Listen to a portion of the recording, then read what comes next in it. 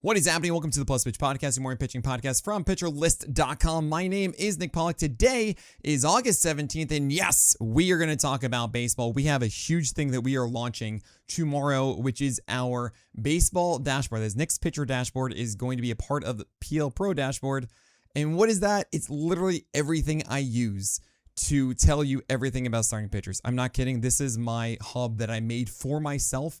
It is super powerful. You can do things like select specific dates to give you better total rows. You can look at velocity trends throughout starts. You get all the good data that you've always wanted for every single game. It is live data. You get the next 3 starts for that pitcher in there. You get movement plots and strike zone plots. It is gorgeous. You have full play-by-play.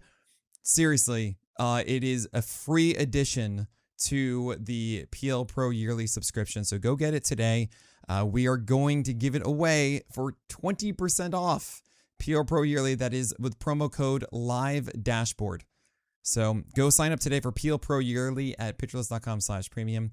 Eury Perez yesterday, he is my lead. Eury the hatchet, because you should consider him just a weapon. And also he has been magnificent. Eury Perez has been on such a good run that really honestly, since he came back on the 22nd, or really after that one on the 24th of June, but is when he came back from the IL stint. I can't say words, of course, but really since like the start before he got hurt, he's been on such an amazing run. It's 12 games of 1.66 ERA, 0.88 WHIP, 28% K rate, and 8% walk rate in that time. A little weird in this one because he didn't have the high strike rate on his four-seamer, but to see the sweeper and the slider get a ton of whiffs is a huge deal. 67% strikes on 24 sliders is fantastic. So I don't really see a situation where you're not starting Eury Perez at this time, and I feel like he is maybe one excellent game away from his coronation day. Casey Mize at Cleveland was a game that I was avoiding because I didn't like Casey Mize's splitter last game. I didn't feel like he had it. The velocity has been weird and down. The slider hasn't been there. Well, the slider wasn't really that good, 55% strike rate, but it wasn't supposed to be a slider game because he's going against the Guardians. He's getting a lot of lefties. And the splitter had 68% strikes while inducing 6 outs on 6 balls in play, while the four-seamer at 93-94, which is great. It's not 92 or under, got outs. The weird part, 0 CSW on his splitter. 0. That's weird. That is strange. 22 thrown. Generally good locations on it. I think we're fine though with Mize moving forward. So he gets the Twins and at Tampa Bay next. I had been down on him. Now I am more encouraged. Nick Lodolo also is someone I've been down on, and this really wasn't the best start from him, but the changeup was amazing. It was a 70% strike rate and 20% swinging strike rate, with his line being 5 innings, 0 runs, 3 hits, 2 walks, and 2 strikeouts, though 6 whiffs, 73 pitches. He's going a little bit deeper into this. But the sinker and the four-seamer and curveball were not really good at all. I'm very sorry, Lodolo, but you didn't get a single whiff on 25 sinkers. And the curveball had a 50% strike rate, and it was just, did not have that thing at all. Missing arm side a ton to right-handers, no consistent feel for it. While the four-seamer, 42% strikes. Yes, only 12 thrown. Still, it was the changeup day, and I'm glad he has that. This was against Miami in Cincinnati. He's going to go into Arizona and then into Oracle Park, so very encouraged for that. And it is getting closer and closer to the time of year that I shift to the full-on schedule edition of the list. I'm going to be doing that in 2 weeks. Okay, so it's normal list today, normal list next week, and then you are going to get the scheduled edition. That is really going to take into account the fact that like Lodolo would have those 2 good matchups. It is not how I do it now. It is more just general talent and skill, while really for like the first 50 or 60 or so, and then around like the 70s and later is more focused on schedule. Then of course it becomes much more of schedule being a factor that can make decisions between the guys in like the 40s and 50s, right? You have the Pirates doing a bullpen game on Sunday, so I'm just going to move past that one. You have Ryan Weathers going 7-point innings of 1 earned run, 6 hits, 1 walk, and 4 strikeouts, 8 whiffs. You love to see the line. It's great. 8 whiffs is a little disappointing, only 4 strikeouts, but it's kind of wild that after allowing so many home runs, Starting on the 24th of June, he had, what was this, 11 home runs in 4 games. And since then, only 2 home runs have been allowed from Ryan Weathers. It is about a .33 homer per 9 in those 10 games. That's amazing. Now, he has shifted from sinkers instead of four-seamers to right-handers, and last game was actually kind of funny. One of the 2 home runs he allowed was off of a sinker. Of course, none here. I hope to see more, though, from the whiff department, not just on the changeup, but really the breaking pitches. The sweeper going 14 usage, and only 1 whiff on there is kind of disappointing. No whiffs on the sinker. Changeup is, again, getting some, but I feel like there's another gear as well for Ryan Weathers. He's locating the changeup more consistently, which is nice. He just doesn't really have that paired with the four-seamer up, which is less whiffability, thus fewer strikeouts. But at least he has a 3.56 ERA and a 1.19 whip and a 25% K rate right now. That's pretty great. And by the way, in that stretch is a 2.70 ERA, but 1.29 whip. This is the age-old exchange, right? You get a lot more home runs, but fewer base runners and more strikeouts. Or you can have a better ERA and a 23% K rate. And if you're in the majors, you want the lower ERA. If you are in fantasy, you kind of want the worst ERA.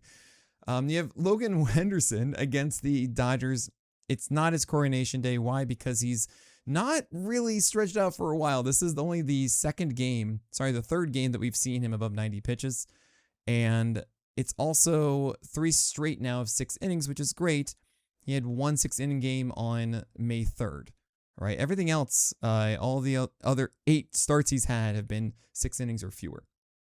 So I just want to temper our expectations there. And speaking of home runs, during this stretch that he's come back from the IL, we've seen from Logan Henderson 8 home runs. He's allowed 9 earned runs total in those games.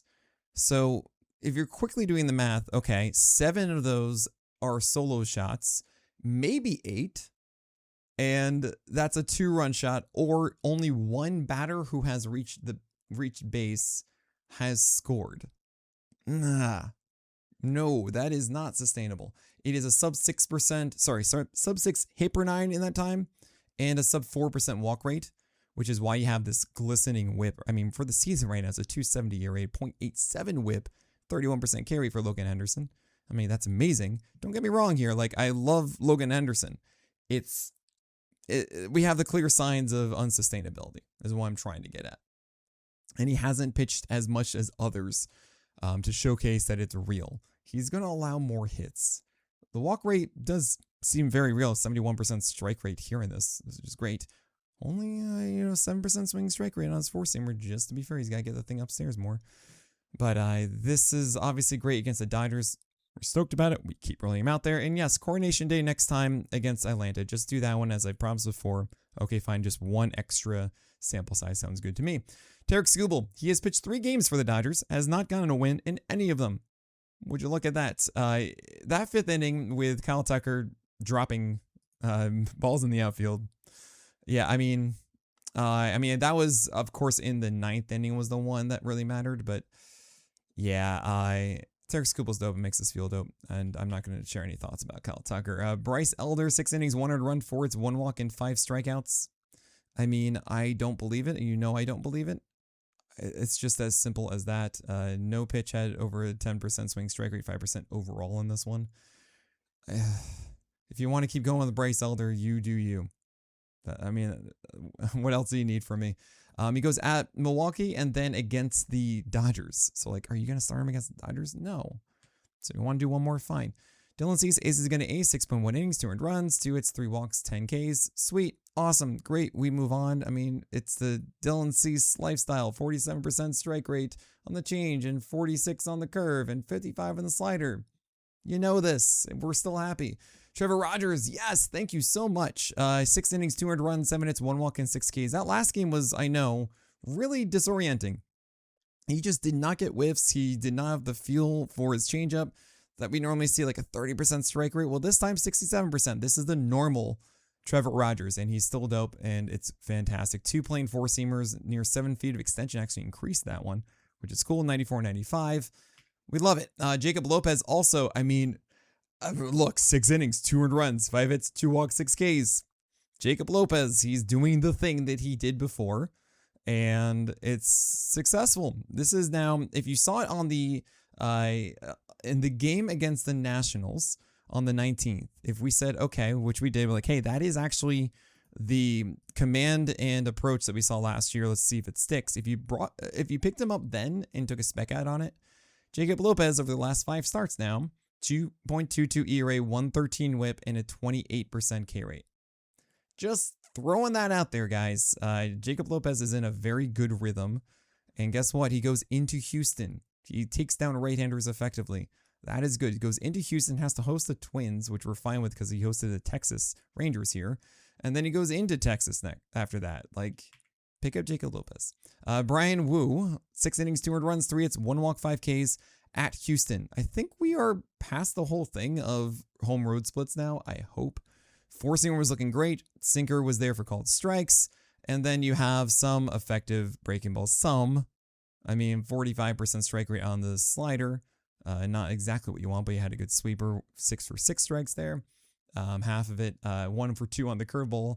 And really the story, he left with a sore shoulder. Right when you're just settling everything up, right? No fun. This is, of course, the opposite of the Ryan Weathers thing, too. 4.10 ERA, but 108 whip. Just keep that in mind. I really hope that Brian Wu is fine and he comes back in like a week or 2. Maybe skip 1 start, guys, right? Maybe call up Kate Anderson and replace him. I don't know. Michael Soroka, 5.2 innings of 200 runs, 6 hits, 1 walk, and 5 Ks. You might be thinking, oh, sweet, this was at Atlanta. Like, he's back. Well, no. He does get a good enough schedule that I would still go for it because it is him hosting the Reds in Arizona. That's cool. And then going into San Francisco, Oracle Park. And I think that's fine because I do think Soroka will get back to the rhythm that he had before, but it's not here yet. And take that as you will. Because even though the curveball had a 24% swing strike rate, it was not as consistent as we've seen. 17 thrown, about 60% strikes. While the 4-seamer was not the pitch separation that we see up in arm side versus that curveball. And the changeup kind of did what it's supposed to do. Okay, didn't get a single whiff on 13 thrown.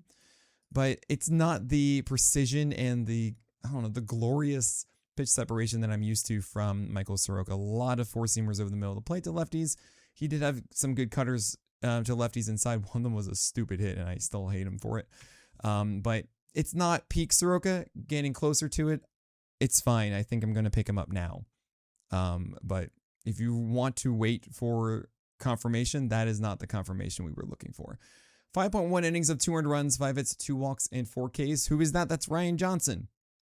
Okay, good conversation. I mean, it was against the Royals, and yeah, I don't want to do it. He's gone, 5 straight games now starting. He's gotten starting actually since like the middle of June, which is crazy to think about, June 18th. And his last 5 have been under 10 whiffs in each of them. Okay, he averages 4 and change per start.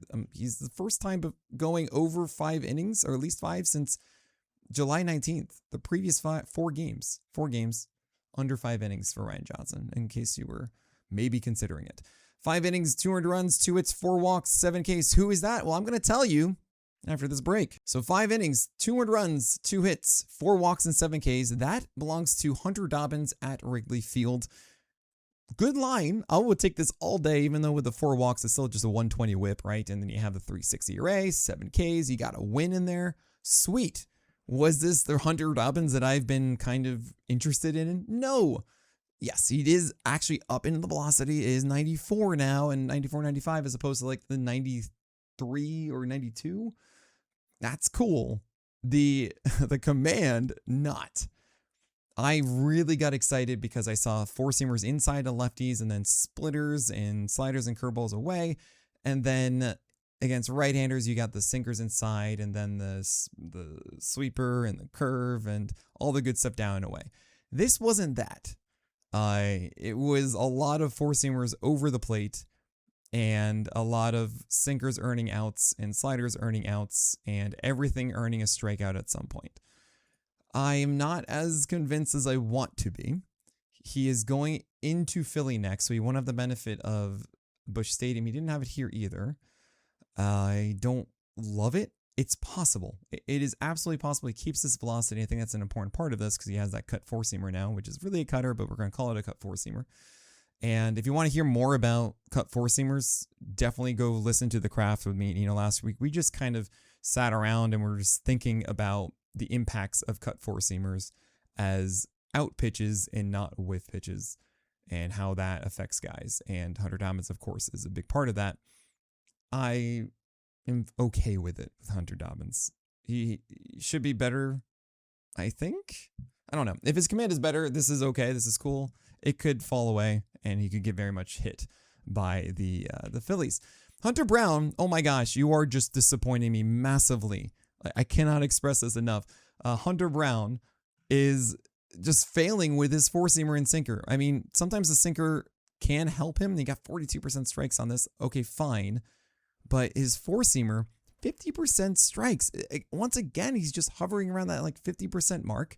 0 whiffs on 24 thrown. At least it was at 96.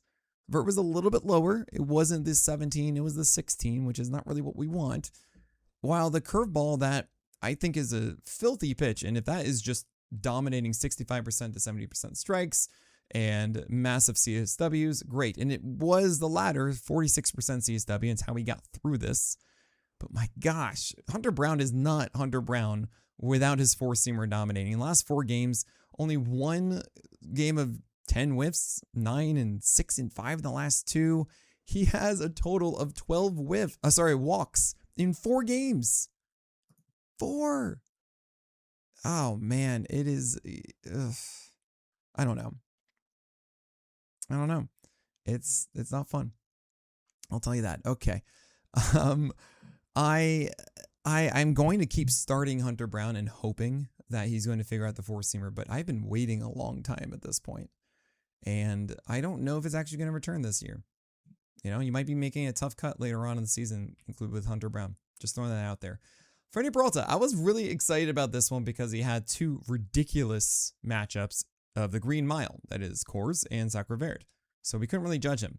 Now he goes into the Trop, which is the scenario we want for Freddie Peralta, and he barely misses. I mean, 4.2 innings of 200 runs, 1 hit, 3 walks, and 2 Ks, right?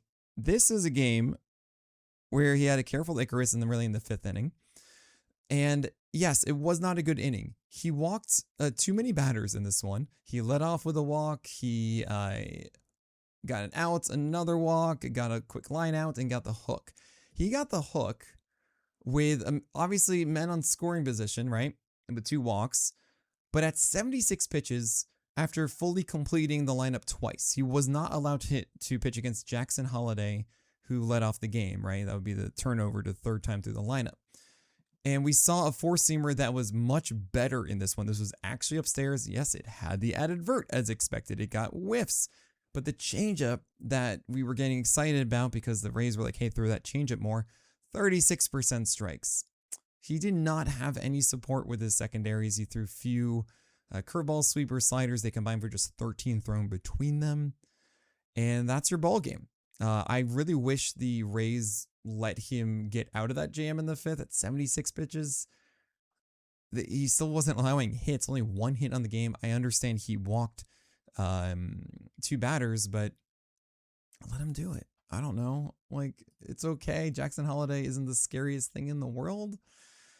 It's frustrating. And now he goes at Baltimore, so he doesn't get the benefit of the Trop. Yeah, let's move on. Let's move on from Freddie Peralta. Cody Bradford kind of did what he does, and it was 4 innings, 200 runs, 8 hits, 1 walk, and 4 Ks. The only lefty he faced, the only lefty slider he threw was against Lawrence Butler. And what did he do? He took him yard. He was the only batter that he faced from the left side, and he took him yard and also later hit a single.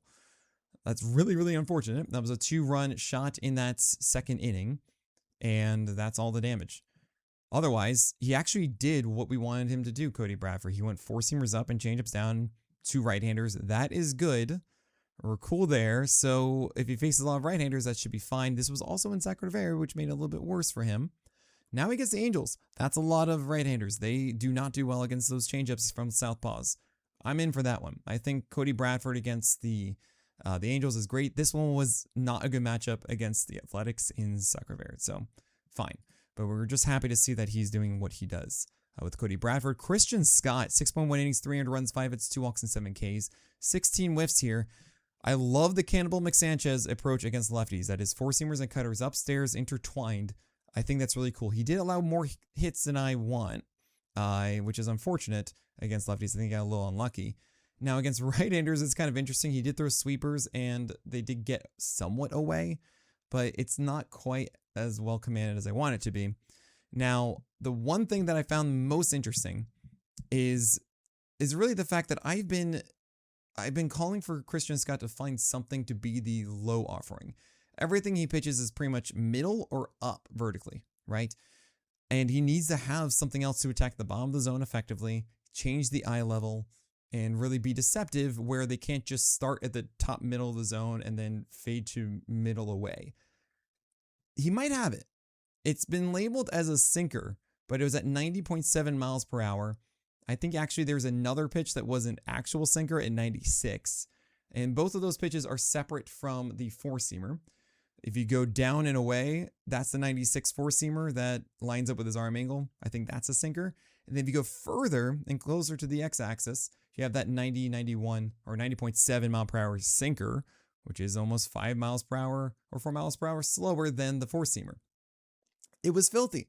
It was a whiff because it was down to a right-hander. I loved it. And that was it. That was the only time we saw it. I don't know why. I wish he threw more of it. I think he should. And that gets me incredibly excited. I feel like that is the final piece of the puzzle for Christian Scott. He doesn't really need to have the greatest sweeper. It is good enough to deal with right-handers with a good consistent four-seamer upstairs at 95 with 1.4 height adjusted VAA. Like, I think that's good enough.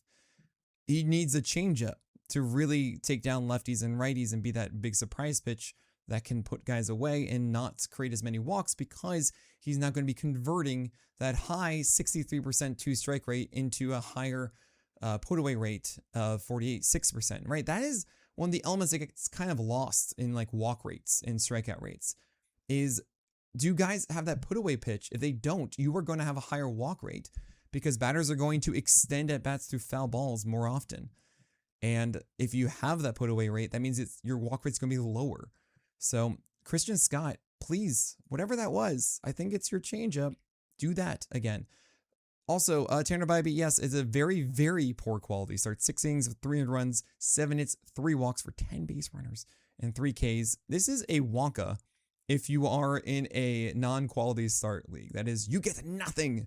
3 strikeouts is it, because it's a 4.5 ERA, a 1.67 whip, something bad like that. Yeah, you got the loss too. I don't dig it. I just don't want to touch it. It's that simple. He's just not making enough changes on things, and he maybe does something once and then it disappears. Drew Anderson did not have a good game. 5 innings, 300 runs, 4 hits, 2 walks, 5 Ks, 74 pitches. They're giving him this opportunity in the rotation. I don't know how long it lasts for. Maybe it keeps going. We'll see. There is some potential here where the four-seamer changeup, curveball, slider has had some success. I don't think the slider locations are great against right-handers. I don't think the changeup feel was really that great. He gets movement on it, but it wasn't well located. And the four-seamer, despite being a bad movement pitch, bad shape to it, at 96, somewhat flat, staying upstairs, it did have some success. But it's not enough. And with the arsenal he has, he needs to do more for me to get excited about Drew Anderson. So he's going to go at Kansas City next. Maybe that's good enough for you. At 74 pitches, he could go up to 80, 85 now and go more than 5 innings. I don't want to touch it, say for AL only leagues for Drew Anderson there. Jake Irvin, he's throwing harder. It's staying up. That's cool. He went heavy changeup against lefties, which is kind of interesting. 32% usage all of a sudden against lefties. It wasn't even close to that prior. We're talking like a massive boost of 24% usage. Oh my gosh, the lefties from like 6%, 8% to 32%. So, okay, that's cool, Jake Irvin. Awesome. It didn't help. You got one whiff or whatever on maybe two against that changeup. Not great, two whiffs on it. And the big thing with Jake Irvin is you need to have this like 35 to 40% CSW curveball going 30% of the time, and that's just not what's happening. He's going more to a sweeper, and I don't think it's that great. I mean, I don't know. You combine the two of them for 31% usage, right? And neither pitch returned to 30% CSW. Jake Irvin, that is the thing that we need you to have. Meanwhile, the cutter that I got kind of interested in, 3 thrown, still at 91, but just 3. Never mind. Dean Kramer, oh man, care for Licorice here. He went 5 innings of shutout ball against the Twins. Sorry, rather against the Phillies, as he's now on the Twins. And it was good enough splitters and cutters. Maybe some splitters were maybe over the plate, but the one that burned him was a 3-run shot by Alec Boehm that was up and into a right-hander. Yeah, he did not deserve this. I cannot express enough how Alec Boehm just got burned and did not deserve it. I'm just going to tell you right now, he pitched better than the line will tell you, and I am okay with it. Like, I see him going at San Diego next. I think this is actually still a good 15-team play, if not even for a 12-team stream. Sean Burke, very disappointing. 4.1 innings of 4 earned runs, 5 hits, 3 walks, 2 Ks, 4 whiffs. And keep in mind, we had this amazing stretch of just 11 strikeouts, 9, 5, 10, 10, and then 4 with 9 whiffs. And then, okay, fine, we're okay. 8 strikeouts, 20 whiffs. And now we're back to it. 2 strikeouts, 4 whiffs here. Both of those bad games were 4.1 innings. What is going on? He didn't get to 2 strikes. It was 38% 2-strike rate, which is bonkers because like every other game was 70%, 60%. And when he did get to it, it was a 25% put away rate. So there's the reason for the 2 strikeouts. But why is it such a low 2-strike rate? Was it few strikes? Nope. 64% strike rate. All right. Was it a super high foul ball rate? No. 17% foul ball rate. Why? They were aggressive. They just put the ball in play quicker against Sean Burke, and they got hits. I mean, Koufax wasn't the kindest. And then you had Burke just lose some batters. I mean, sometimes that is just how it goes. The curveball and the slider were not as pristine as we normally see. They weren't the incredible down and away slider or the really over the plate constantly curveball that we see to lefties. All right, fine. Also, why are you throwing that sinker to lefties? Don't do that. Like, I don't understand why you would do that.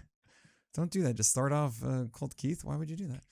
Andrew Painter. No, I really don't. I'm not scared of Sean Burke. People are going to say it's regression. Fine, there might be some from what it was before, but Sean Burke is, yeah, he should be fine. I wouldn't freak out about it. 5 innings, 5 earned runs, 6 hits, 3 walks, 2 Ks for Andrew Painter. Very disappointing here, of course. You have a situation where Painter needs to be precise. He needs to be a painter. And I think he did that with his slider and his sweeper, not so much with his changeup. And sure, he's throwing 4-seamers more than any pitch, which of course, you know, I don't like. But it's also because the slider was a 31% strike rate and you need something else here. I would prefer it being 25% with his cut action. And here's the weird part though. Only 2 whiffs total on all of his secondaries. And looking at these sweepers and the sliders that he's throwing to righties, I don't understand why they aren't whiffing. I truly do not. It just doesn't make any sense to me. He located some of these beautifully. And sure, there's one that was just a really stupid swing by Culpepper, okay. And one that was a strikeout down and away on a swing, but it would have been strike 3. But there were so many absurdly competitive ones that they just spat on. And that's either 2 things traditionally. It's really not movement. I don't think movement is an issue at all here for Painter. Like, stuff on these 2 pitches, good enough to get whiffs there.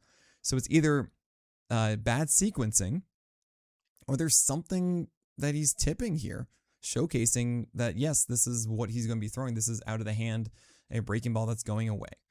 It could also have been that they didn't have anything to lane inside against right-handers, so there's no sinker going inside to them to keep them from just eyeing that pitch away. I don't know. But long story short is, Andrew Painter, yeah, this was you trying your best here, and no. So I'm not interested as he hosts the Cardinals next. Blade Tidwell, if you remember last game, I said he got the Astros and he got so fortunate to face the Astros as the best pitch he has is a sweeper to right-handers. He got a ton of right-handers, and he had success. Well, against Rocky Road, you think it's Oracle Park. Rocky Road, this is going to be great. Yeah, few right-handers, like at all. I think he got one batter of 9 in that lineup as a right-hander. Everything else was lefty. He did poorly. 4.1 innings of 6 earned runs, 3 hits, 5 walks, 1 strikeout. How am I supposed to butter my bread with this? I think it's really that simple with Blade Tidwell. And I'm not going to be interested in him until I see a proper approach that has some verticality to it. Like nothing has proper depth to it, save for this curveball he threw twice for balls in play and 2 outs. I'm really happy you got those 2 outs against lefties. Hey, 82, 83, maybe throw that more. I don't know. Anyway, Blade Tidwell to me is not interesting until I really see a good left-handed approach, or I know he's going to get a super right-handed lineup. Patrick Sandoval, 4 innings, 700 runs, 9 hits, 3 walks, and 6 strikeouts. He had a changeup that looked good, and nothing else, really. I mean, the four-seamers sometimes surprise guys, but yep, he's just too hittable. I can't say anything really more. He's just too hittable. And yeah, there's Gabriel Hughes, 4 innings, 700 runs, 8 hits, 1 walk, 2 Ks. I like that one game that Gabriel Hughes had, and let's just forget about it now. One last one is Eury Cabrera. 3.2 innings of 700 runs, 6 hits, 3 walks, and just 2 strikeouts. He returned from the IL. Very exciting. But the issue here with Eury Cabrera is that strikes are everything. And he had a terrible 4th inning, and boy, he could not find the plate. I mean, he had like a 4-pitch walk, a 5-pitch walk, and another one after. It was just watching this one was frustrating. If he can't throw for strikes, then Eury Cabrera isn't very good. He was fine for the first 3, but not even exceptional during those either. It should be better. He's going into Seattle. He's also near 80 pitches, so Eury Cabrera is still not a bad play.